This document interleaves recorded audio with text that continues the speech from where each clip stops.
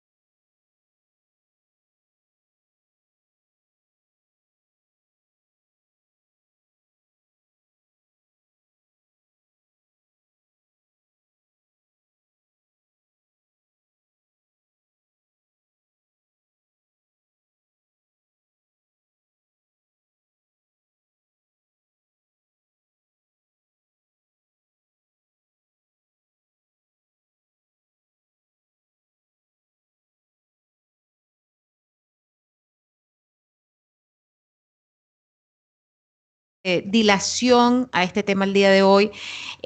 Nosotros pudiéramos hablar muchísimo, pero obviamente sin bases y sin propiedad con respecto a este tema.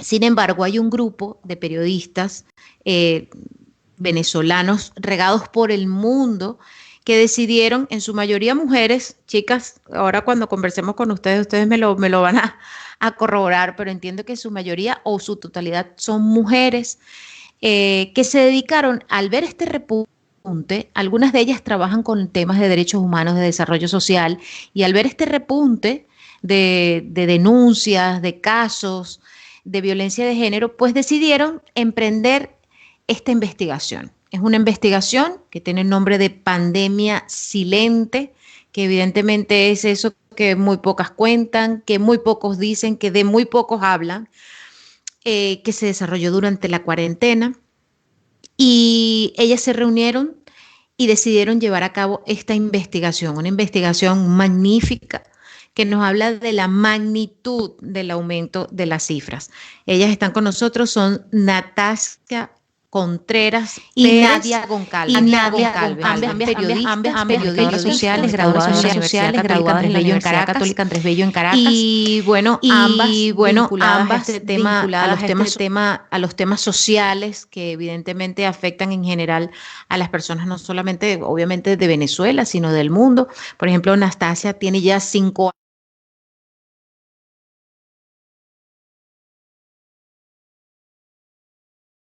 3 meses en España, siempre ha estado vinculado con el tema de los derechos humanos, de los derechos sociales y desarrollo social. Muy buenas noches, chicas, bueno, y colegas, encantada de tenerlas conmigo el día de hoy. Hola, buenas noches. Bueno, ellas saludaron las dos a la vez.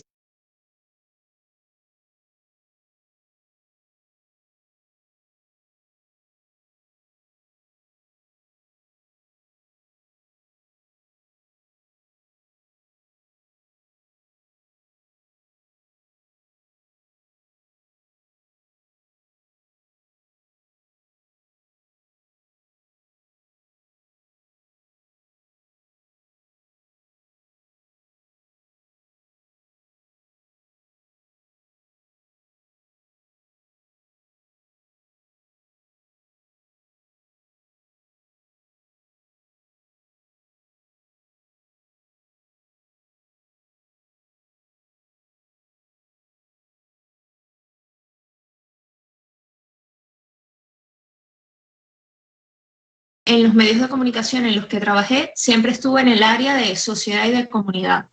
Y allí ya empecé a trabajar con temas de cobertura de temas de derechos humanos, violencia de género, tipos de violencia.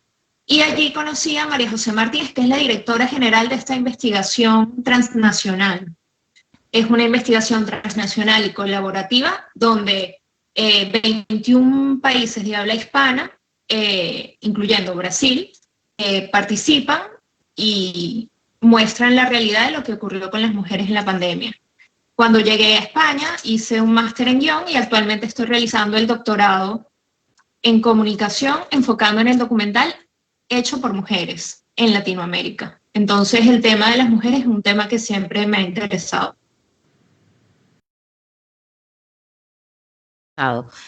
Y específicamente, ¿hubo algún clic, te dio algún clic algo durante la cuarentena o que tú dijiste, bueno, yo me imagino que a alguna fue la que le dio el clic para que se le ocurrió o que decidió hacer esta investigación? Pero en caso tuyo particular, ¿hubo algo que tú dijiste, bueno, sí, es verdad, tenemos que investigar esto, de verdad es un flagelo que vale la pena y que es importante que la gente conozca?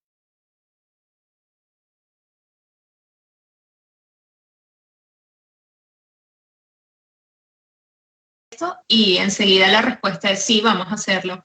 Me dijo, quiero hablar contigo, hablé con Nadia, vamos a hacerlo y creo que tanto para Nadia como para mí la respuesta fue automática porque en el contexto social en el que estamos se preveía que podía haber, que se podía agravar el conflicto Claro.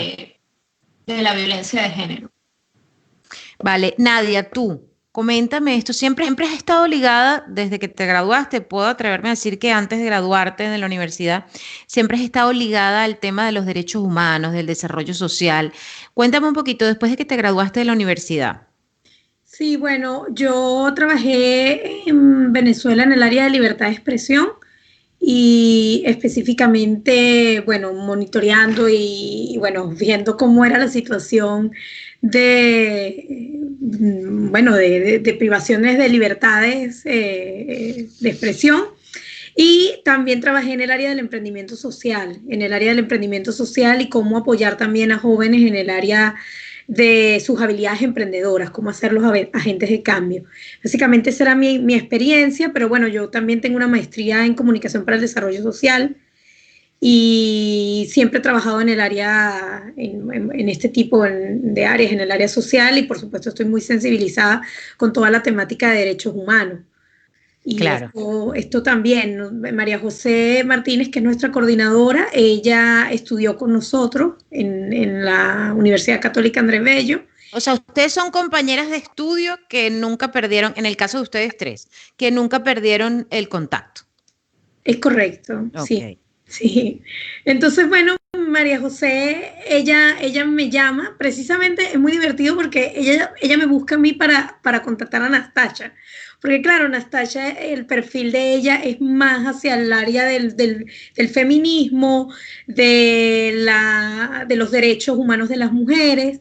Y claro, yo estoy como en el medio y ahí es cuando ella misma se da cuenta y dice, bueno, pero es que tú también trabajabas en el área de derechos humanos, ¿te interesa hacer esta investigación? Me llamó mucho la atención, ella le llamó muchísimo la atención el hecho bueno, de cómo las cifras bueno, las altas cifras de la violencia de género en general, en una situación, llamémosla normal, imaginemos ahora estando encerrados todos, que ha sido un confinamiento global. Entonces imagínate estar encerrada en el mismo lugar de tu agresor, que generalmente siempre termina siendo pues tu pareja, es el perfil del agresor. Y de ahí surgió esta investigación que la hicimos en un mes. Nos llama más María José a finales de abril y principios de mayo y comenzamos a trabajar Nastasia y yo a cuatro manos en esta investigación. Porque ustedes se dedicaron a España, netamente. Correcto. Te voy a preguntar a ti, Nadia, luego ya no nos vamos a pisar porque si no, no nos escuchamos. ¿Qué hay algo durante, bueno, cuando se emprendieron ya en esta investigación, que me imagino que hicieron entrevistas, escucharon testimonios, que debe ser muy difícil porque siendo una mujer, evidentemente, oye, uno se sensibiliza. Eh, ¿Qué testimonio o qué dato, qué cifra, no lo sé, te marcó? Que es algo así como tú digas, bueno, oye, para mí esto es algo que me hizo ver este tema desde otro punto de vista.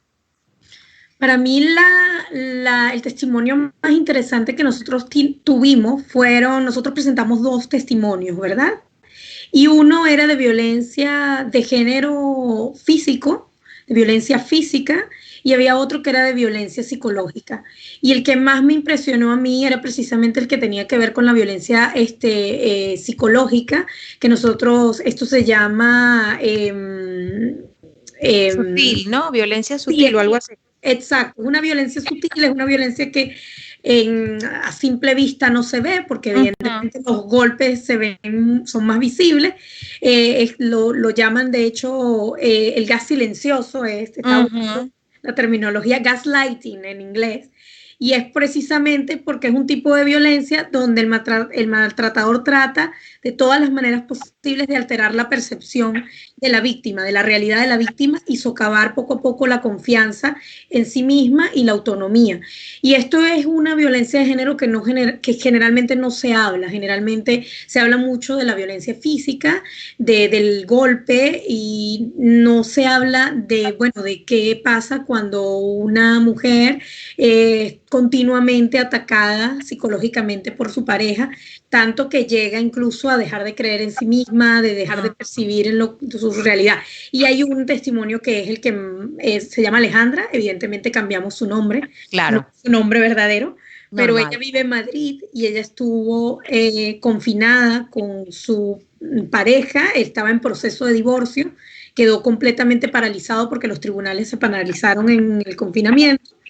Y esta pareja, pues, constantemente la ataca psicológicamente, le privaba, ellos viven con su hijo en común, y su pareja, pues, le escondía al hijo para que no lo viera por días, regañaba, reprendía Dentro de la misma casa. dentro de la misma casa, fijaba ciertos horarios como para estar en las áreas comunes, o sea, realmente poco. Wow. Y sorprendentemente, Alejandra tiene un perfil que mucha gente también pudiera sorprenderle porque es una mujer que tiene muchísimo éxito en su vida profesional pero sin embargo, pues bueno, está siendo violentada con su pareja y esto es algo que nos llama mucho la atención y que nos invita a reflexionar de que lo estábamos hablando tras cámaras, llamémoslo así, previo a esta llamada, pero es que la violencia de género no tiene un perfil único, no está dividido por clase social, por estudios, por edades, realmente tiene un amplio espectro y hay que estar como muy alerta. Es que el maltratador puede estar en cualquier sitio. Es decir, puede ser cualquier persona con cualquier perfil. El que menos pensemos termina siendo o es un maltratador. Es decir, no es que tú dices, bueno, mira, es que las personas que, porque mucha gente decía, bueno, es que como él estaba acostumbrado a que su padre agredía o menospreciaba a su madre, pues él, pero es que resulta que no es así. Pueden hacer un maltratador de la nada, no porque sea por traumas del pasado, de la infancia, no tiene, a ver, seguramente que, ustedes me lo dirán, seguramente que marca mucha diferencia, obviamente por la infancia, pero habrán personas que no, que tienen una infancia normal y terminan siendo unos maltratadores. Yo no me quiero apoderar de la conversación y quiero que me hable, pero sí es importante que tal vez más adelante hablemos de ciertas señales de alerta, porque sí, es verdad, entiendo tu punto y llega un momento a veces que el maltratador, tú piensas que es como que algo incluso sorprendente a veces, pero yo creo que no, yo creo que hay tenues señales que Tienes uno debe razón. estar muy alerta y darse cuenta de cuándo saberse alejar, cuándo pedir ayuda y bueno, pero eso lo podemos conversar ya más adelante. Vale, Nastasia, háblame un poquito de, porque yo he notado que hay como una, no sé si es como, no sé si llamarlo moda o es como una conducta aprendida a través del tiempo en los jóvenes, de que hay cosas tácitas que hacen las mujeres y que hacen los hombres y si tú no haces eso, entonces se te ven mal, a nivel de juventud me refiero. Yo creo que ese es un target que se debe enfocar muchísimo este tema de la violencia de género, porque es allí donde comienzan a gestarse los maltratadores y donde comienzan, peor aún, a gestarse las víctimas. Sí, bueno, es cierto. De hecho, una de nuestras principales fuentes de información, que es la Fundación Ana Bella, que trabaja con, ella no las llama víctimas, sino sobrevivientes de violencia de género, porque son mujeres que logran sobreponerse a sus circunstancias. Una de las cosas que hace la Fundación es que da talleres en institutos, van directamente al target de los jóvenes, porque es el target donde, como ya mencionó Nadia, se dan las primeras señales de alarma. Exacto. Sin embargo, si vamos a las cifras de la violencia de género que se tipifica como víctimas mortales o como denuncias, sigue siendo de edad más avanzada, de 30 años en adelante la mayoría. E incluso ha habido un ascenso en edades más pronunciadas, de mujeres de más de 70 años. Entonces, sí hay que estar alerta. Disculpa que te interrumpa, Anastasia, pero es lo que yo comentaba, que podría ser un caldo de cultivo esa juventud. Claro, lo es, pero también es desde los organismos oficiales y desde las ONGs también se está tratando de poner la lupa allí para evitar que en el futuro crezcan y se conviertan en maltratadores o las mujeres terminen siendo víctimas. De hecho, uno de los testimonios que a nosotras nos conmovió un montón también es de una chica que es muy joven, tiene 19 años, y fue la que pidió ayuda en favor de su mamá, porque es una chica que ya está concienciada de los movimientos feministas, de que no es normal la actitud de su papá, de que constantemente maltrata a su mamá verbalmente e incluso físicamente. Entonces, yo creo que hay un despertar de alguna manera en la juventud que está tratando de poner un parado.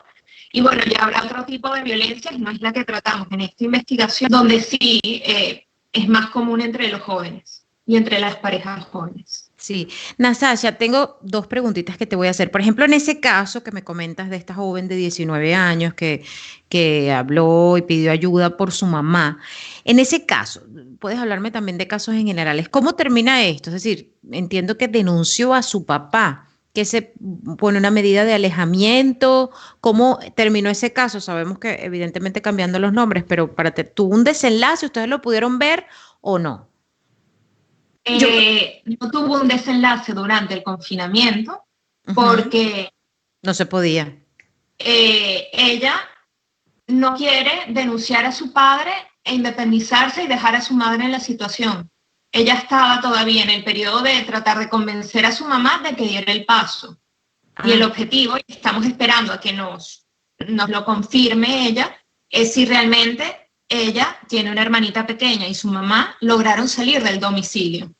Pero es esta actitud de rescate de yo no voy a dejar que mi mamá viva esta circunstancia, yo la quiero sacar de allí a ella y a mi hermana para que no vea ese ejemplo. Claro, o sea que ese caso está en pleno desarrollo, como quien dice. Sí. Ahora, aquí hay una cifra que me llama poderosamente la atención y que podría, en el caso, como te hablaba, de los adolescentes, de los jóvenes, que yo creo que tiene que ser un punto álgido ese, porque, por ejemplo, 14% de las mujeres que sufren violencia de género piden ayuda, solo 14%. Yo creo también que es, como tú estás diciendo, esa labor que cumple esa fundación de Anabella, creo que es importante también eso de involucrar a los jóvenes, porque al final es como esta chica. Ellos se forman de una manera que al final pedir ayuda va a ser como automático. Es decir, cuando sepan que algo está mal, voy a denunciar.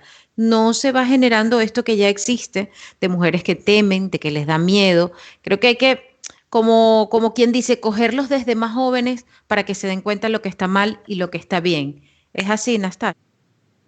Sí, efectivamente. Lo importante es empezar mientras antes mejor, sin descuidar también el grupo demográfico mayor. El testimonio claro. que decía Nadia, ella se dio cuenta de que era víctima de violencia de género psicológico gracias a una formación de recursos humanos en su empresa. Ella claro. pensaba que lo que le ocurría es normal y lo que ocurre con la mayoría de las mujeres es que normalizan esas conductas. Mientras desde antes le digamos a las chicas y a los chicos, esto no es normal, pues antes estarán abiertos a denunciar o a no involucrarse en ese tipo de relaciones que puedan terminar siendo violentas. Claro, claro. Creo que eso sería una buena, igual que es un caldo de cultivo para la violencia, que se transforma en un caldo de cultivo para la prevención. Nadia, ¿tú crees que el secreto está en la prevención o, por el contrario, a lo mejor en la formación o en la detección de esos casos, bien sea de mujeres adultas o mujeres adolescentes? ¿Cuál crees tú que es el secreto? Sí, bueno, como bien lo estábamos conversando, yo creo que la clave aquí es inculcar este tipo de valores en los jóvenes y darse cuenta de que hay unos comportamientos que inicialmente se creen que son románticos y que ese es el amor y que debe ser de esa manera, y se den cuenta de que realmente no, que realmente son patrones que son nocivos, que son acciones que están más bien transgrediendo a la pareja y que bueno, que ese no es el amor o al menos el vínculo que se espera. Y eso simplemente se tiene que hacer es con una prevención desde la juventud. Y es precisamente, de hecho, esta fundación que estaba comentando, una de las aliadas claves que nosotros tuvimos en esta investigación fue la experta Anabella Esteves. Anabella Esteves tiene una fundación que se llama Fundación Anabella, está en España, en toda España, y ella es emprendedora social de Ashoka, que era la organización en la cual yo trabajaba en Venezuela, pero es una organización mundial que apoya a emprendedores sociales en diferentes áreas. Y Anabella Esteves es emprendedora social especializada en dar apoyo a las mujeres. Como bien dice Nastasia, no son víctimas, son sobrevivientes, y apoyarlas, empoderarlas. Y no solamente este es como el final de la cadena, llamémoslo así.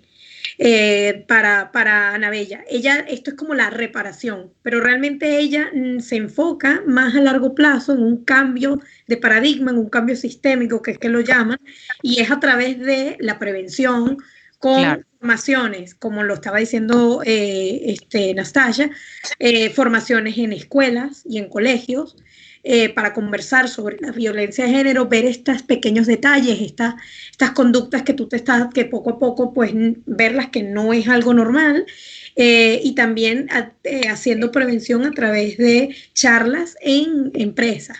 Entonces, claro, gracias a Anabella lo que hace es que comienza como a develar que la violencia de género no es algo que es como un secreto o es algo como un estigma, como algo que a mí me da vergüenza decirlo, sino que simplemente ella comienza a decir, mira, es más normal de lo que parece.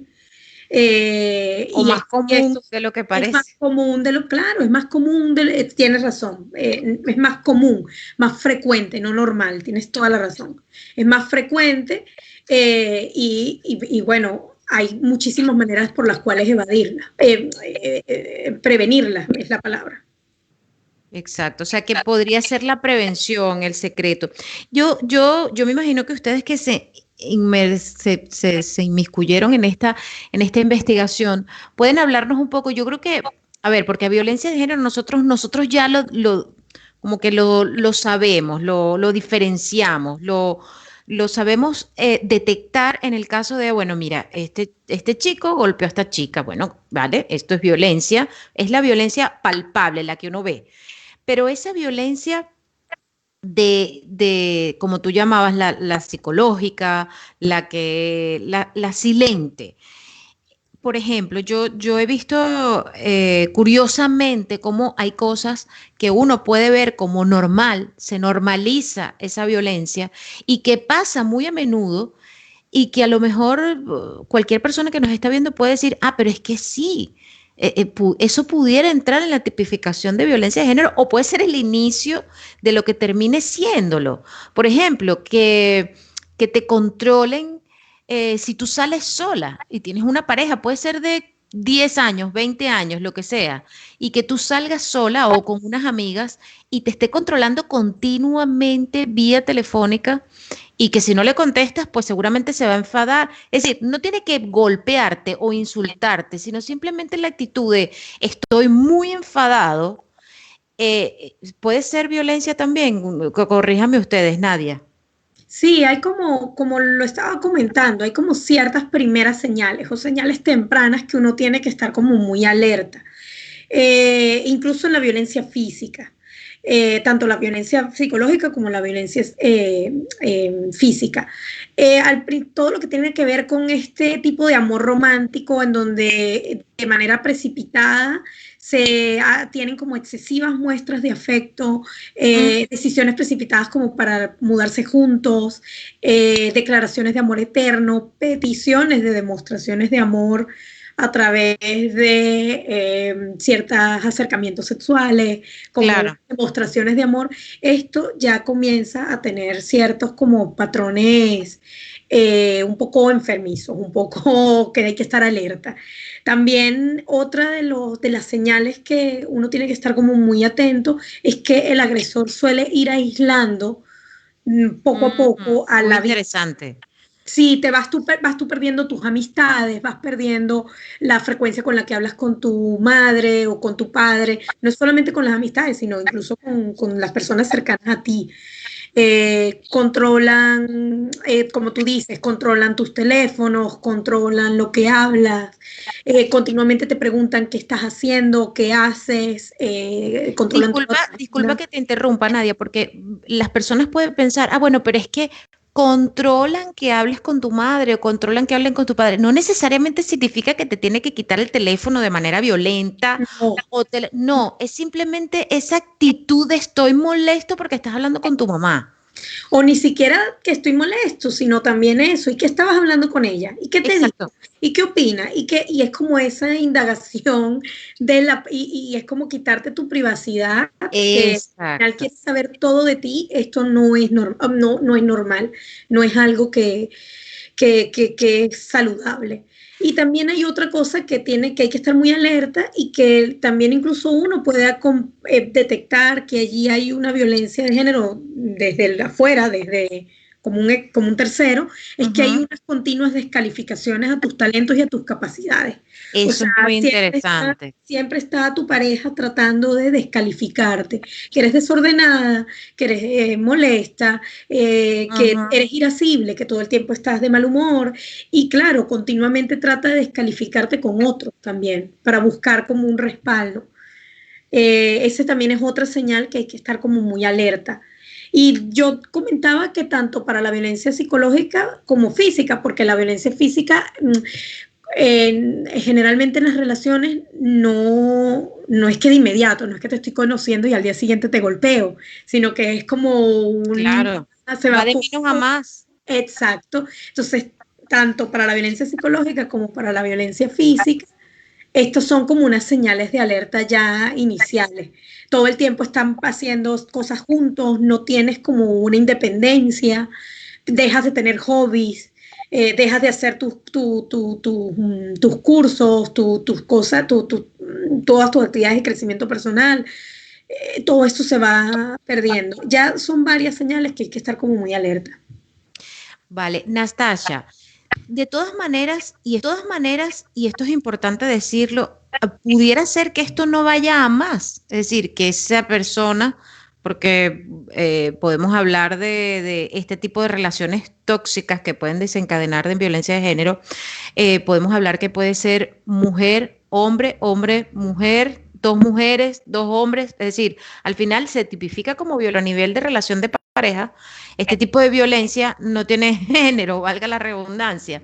Entonces, en este caso, ¿tú crees que es común que a lo mejor esa violencia no vaya a más, que se quede en ese rol de controlador, de te invado toda tu individualidad, de no permito que tengas, no sé, esa parte de tú, de tu soledad que necesita cualquier ser humano al final?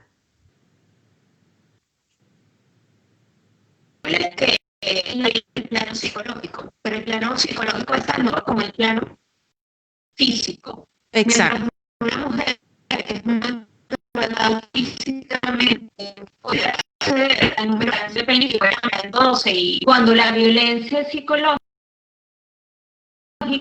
y tú pierdes el sentido de realidad, te hacen un daño porque te minimizan. Dejas de ser la mujer, el individuo que eres para convertirte en la sombra de lo que eres por lo que está haciendo continuamente tu maltratador. Así que el consejo es que al primer síntoma de alarma hay que salir corriendo. O sea, esa es una relación que no va a mejorar. Y tenemos que ser reflexivas cada vez que entramos a una relación. Hay cosas que no son normales y que no debemos normalizar.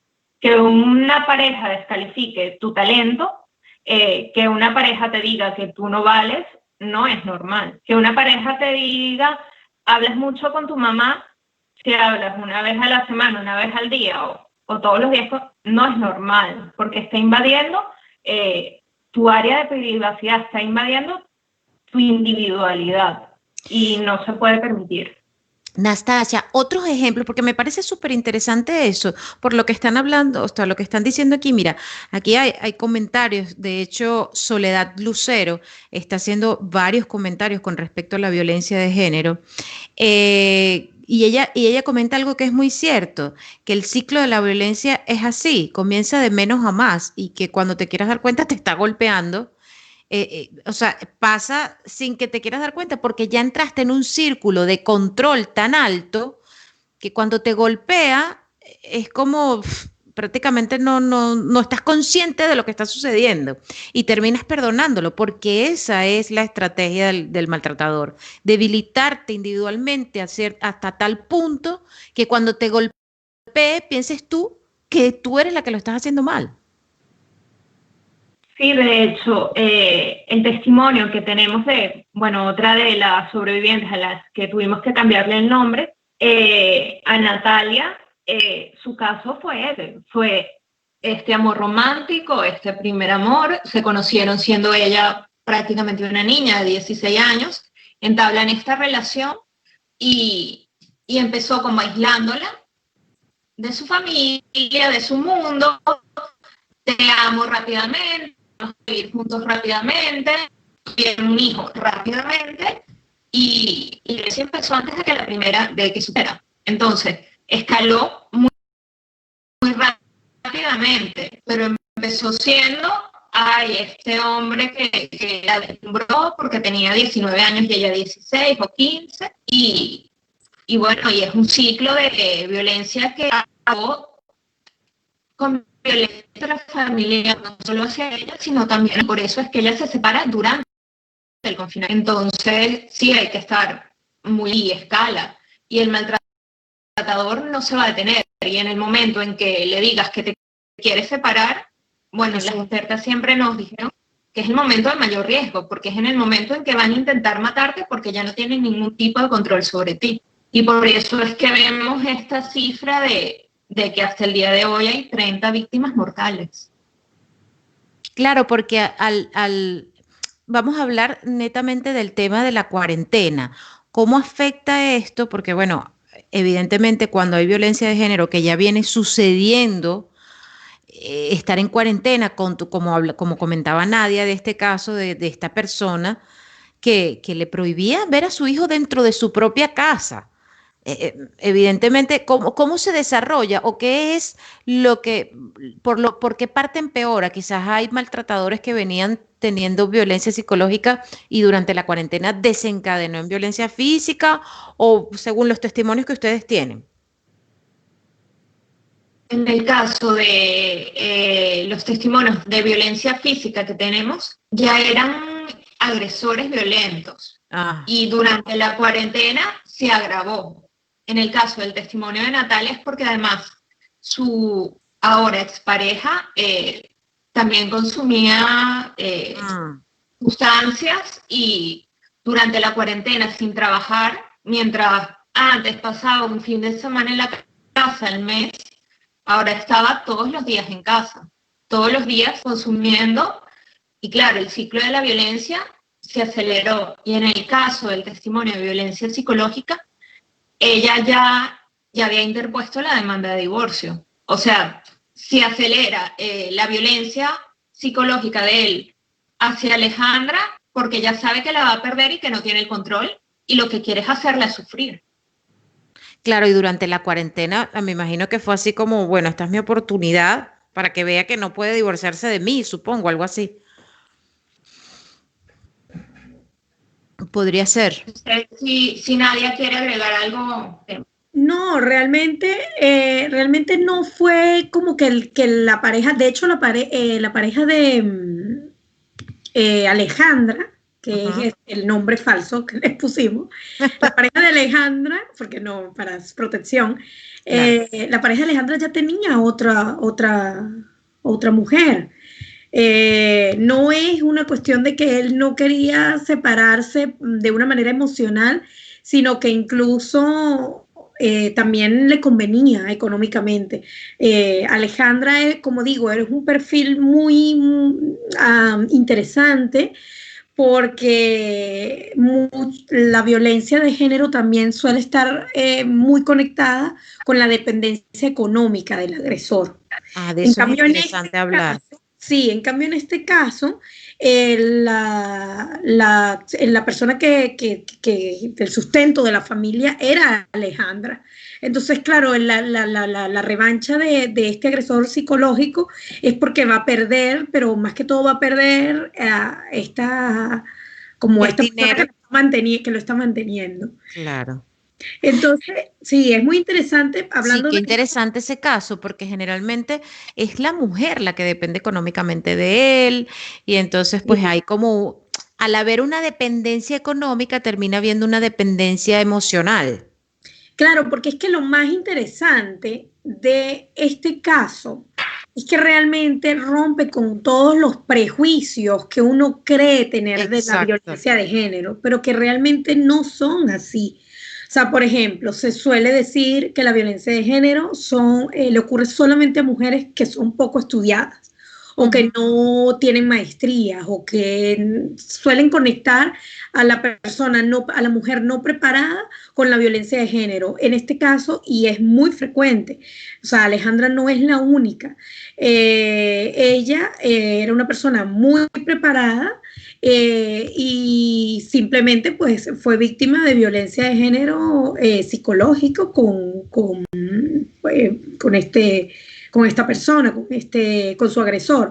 También dicen que dependen económicamente, como el prejuicio, no el prejuicio, el estereotipo dice que la mujer depende económicamente del agresor. En cierta medida sí, pero también hay casos en los cuales la mujer no depende económicamente del agresor, e incluso el agresor se aprovecha económicamente de ella, de esta persona. También hay otro estereotipo por esto, lo de la violencia física también. Estábamos vi un comentario de las personas que estaban viendo este live y hablan que qué hacer cuando es un caso. Una denuncia falsa. Una denuncia falsa. Una de las cosas que ocurre con la violencia de género psicológica es que la gran mayoría de las personas piensa que es falso, y es muy difícil llevarlo a los tribunales, es muy difícil ganar un caso de violencia psicológica, porque de hecho incluso una de las entrevistadas nos decía, me acuerdo que era una psicóloga que nosotros entrevistamos, ella decía que tenía que esperar a que perdón, no era la psicóloga, era la abogada. La abogada decía que ella tenía que esperar casi que la mujer que estaba ella defendiendo a que tuviera una herida profunda en la cabeza para ya ganar un caso, porque no le cree y no se cree la violencia psicológica. Entonces, una de las recomendaciones que se suele hacer y que frecuentemente se suele hacer es denuncia la violencia de género. La violencia de género física evidentemente es inadmisible y tiene que ser denunciada inmediatamente, pero hay en algunos casos en los cuales la violencia de género psicológica conviene más bien no denunciar, porque a veces al denunciar incrementas entonces esta agresión psicológica, porque entonces más te van a agredir de que estás loca, vamos a buscar todas las maneras posibles de convencer al mundo de que no es así. Entonces a veces incluso es mejor, que nos lo dijo una abogada experta, a veces incluso es mejor gestionar un divorcio y tratar de gestionarlo por lo sano, llamémoslo así, que no es sano, pero bueno, tratar de gestionar un divorcio y una separación de bienes y también una custodia de los niños, antes que una denuncia por violencia de género, en donde puede haber violencia física después por la denuncia. Puede haber también otras consecuencias que a veces uno piensa que dice que denuncia, y a veces denunciar no necesariamente en todos los casos es directamente lo que hay que hacer. Ojo, no estoy diciendo que no hay que denunciar, pero... No, claro. Nastacha, esto que es muy interesante, porque en este caso, como de violencia psicológica, pudiéramos pensar que estas personas tienen que prepararse un poquito más, estas mujeres que están sufriendo de este tipo de violencia, prepararse un poquito más y como quien dice, crear el panorama idóneo para salir de esa relación, porque haciendo una denuncia es una parte muy frontal que pudiera degenerar, porque tú tienes que seguir viviendo con esa persona hasta que eso pueda desencadenar en algo. Entonces, a lo mejor es mejor de una manera más, como quien dice, elegante, salir de esa relación para luego, si quieres demandarlo, denunciarlo o X o Y. Sí, uno de los tips o datos que nos dio la abogada es que cuando una mujer es víctima continuamente de que tu pareja te denigra, te insulta o te amenaza, pero nunca llega a ejecutar y a darte un golpe, es que metas el móvil en el bolsillo y eso luego lo puedes usar como prueba en el caso de un divorcio. Pero lo más inteligente que ella sugiere es eso, es prepararte, buscar asesoría con tu abogada, dependiendo de la comunidad autónoma, la comunidad en casos de violencia de género te pone el abogado y te defienden y llevan tu caso. Y también prepararte con otras mujeres, conectarte a otra red de supervivientes de la violencia de género, porque en este círculo de sororidad entre mujeres puedes encontrar la fortaleza para enfrentar la situación en la que te encuentras en ese momento. Pero sí, a veces lo más inteligente es eso, es salir un poco sin hacer una denuncia o sin involucrar a la policía, siempre y cuando no haya ningún tipo de indicio de violencia física, porque en el momento del primer golpe no sabes si eso va a desencadenar o no en un homicidio, en un asesinato para ti o para tus hijos, en el caso de mujeres que tengan hijos. O que la agresión sea tan fuerte que te dejen minusválido o te dejen incapacitado, que eso también es muy importante. Al final no te quitan la vida, pero puede ser una agresión realmente grave y puede marcar tu vida, lo que te queda de vida. A lo mejor no te mata, pero lo que te queda de vida la marca. Es así, es así. De hecho, uno de los casos que Sonia Márquez, que es la abogada, nos refirió, es un caso que apenas comenzado el confinamiento, en el mes de marzo, el hombre le abrió la cabeza a la mujer y no la mató por milagro, pero las secuelas psicológicas que va a tener esta víctima la van a acompañar por el resto de su vida. Nastasia, quería hacerte una pregunta, no sé si me la puedes responder, pero ¿entrevistaron a algún agresor? No. No. El foco fue darle voz a las mujeres. No entrevistamos a ningún agresor. Hicimos un perfil del agresor a partir de las cifras oficiales, pero no lo entrevistamos.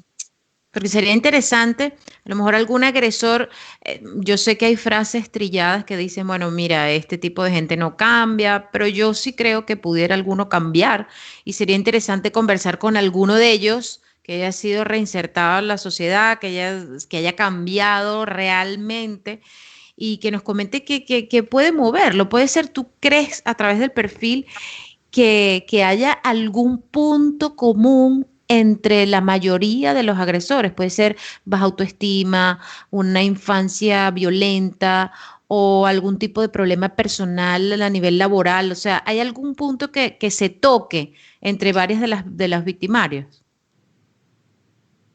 No lo sabemos porque el perfil no es psicológico, es demográfico el que tenemos. Entonces no podríamos decirlo. Pero yo sí quisiera agregar algo. Yo sí quisiera agregar algo. Dime, Nadia. Mónica, una de las cosas importantes, y me gusta que hayas nombrado esto, la sobreviviente de violencia de género todo el tiempo piensa que va a cambiar. Y es como una especie de como trampa mental. Sí. Nastasia lo comentó, por ejemplo, en el caso de Natalia, que es la de violencia física. Ella varias veces reincidió, llamémoslo así, con este agresor, que ya ahora está separada. Ya sabemos. Gracias a Dios. Está completamente separada, feliz, viviendo en su piso, ella con sus niñas, pero ella varias veces intentó separarse de él y él siempre decía que iba a cambiar, siempre.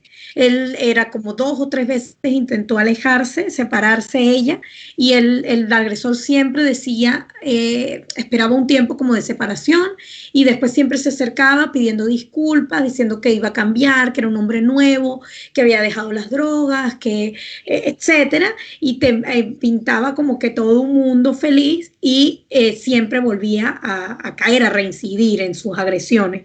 Y una de las cosas que insistió Natalia en la entrevista, y casi que es como terminamos nosotros la historia de ella, su testimonio, que le invitamos que la lean en la página web que tenemos, que después la vamos a compartir en pandemiainvisible.lalupa.press, es la página, pero ella dice al final como un mensaje a todas, que es que no van a cambiar. O sea, él te va a decir, mi amor, voy a cambiar, soy nuevo, no te voy a golpear más, pero siempre se mantienen agresores.